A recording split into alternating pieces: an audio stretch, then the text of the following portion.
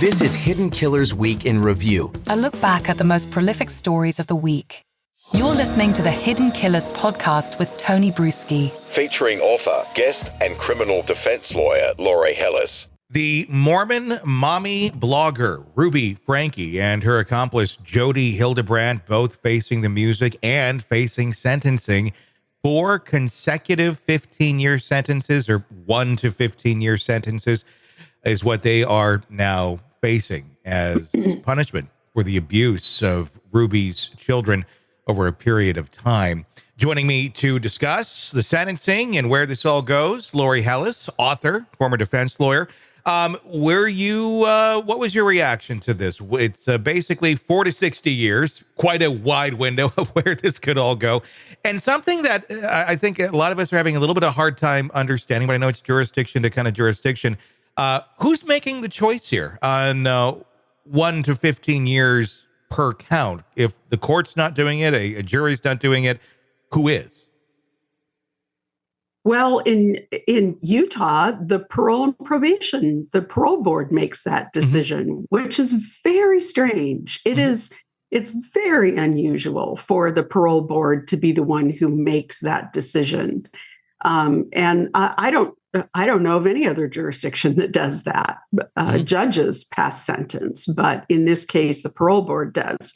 Now, my understanding is that it is, although they have agreed to consecutive sentences, and they have, and the span of those sentences could be 1 to 15 years. So if we do the math, it appears that there should be 4 15-year sentences, or a total of 60 years. However, there is also a statute in Utah that says that the maximum sentence is 30 years. So it really is 4 to 30 years. I think my prediction has been somewhere around 12 to 15 years for Ruby, something a little bit longer probably for Jodi, because it's clear that she, in some ways, had more culpability beyond just the fact that Jodi or that Ruby claims that Jodi really brainwashed her and caused her to be paranoid and all of those other things.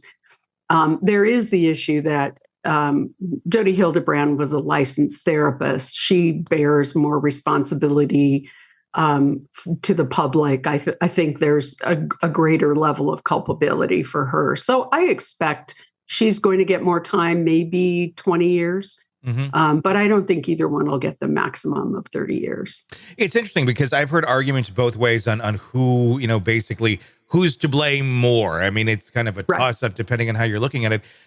Jodi Hildebrandt, I can see that. I can see the Ruby argument though too, because these are your kids. I mean, these were not Jodi Hildebrandt's kids. So to have the mindset that you're able to abuse your own children in the ways that we learned that Ruby did, I mean, that's even more disturbing, I think, than, that's the outside predator that's coming in and doing it.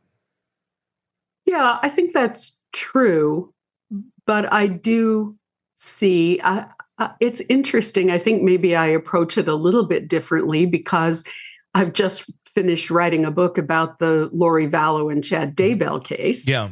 And so I've spent the last couple of years really diving deeply into these fundamentalist LDS groups and the Deseret Doomsdayers, as some people are calling them. And I think that there is a whole sector of LDS faithful who are really sort of buying into that doomsday mentality and those strange beliefs that Jodi Hildebrandt was espousing.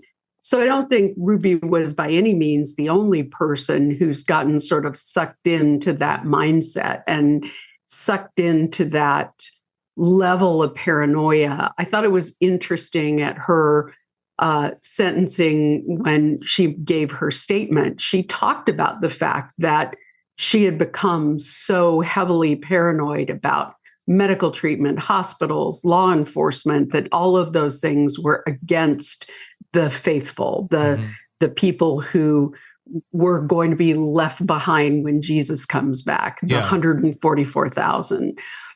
She and Jody really were part of that same fundamentalist group that we're seeing in several other high visibility cases. Tim Ballard and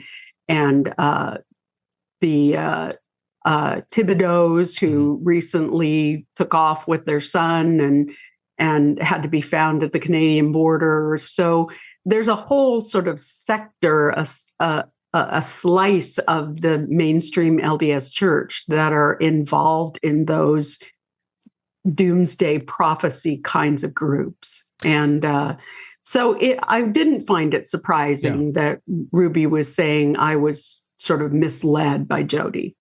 Want to listen ad-free? Want advanced access to all of our interviews before anyone else? Become a True Crime Today Premium Plus subscriber on Apple Podcasts. You get every episode commercial-free. So you can binge on true crime until you can binge no more. Search True Crime Today Premium Plus on Apple Podcasts now, or go to our podcast page and sign up now. More of the Hidden Killers podcast next.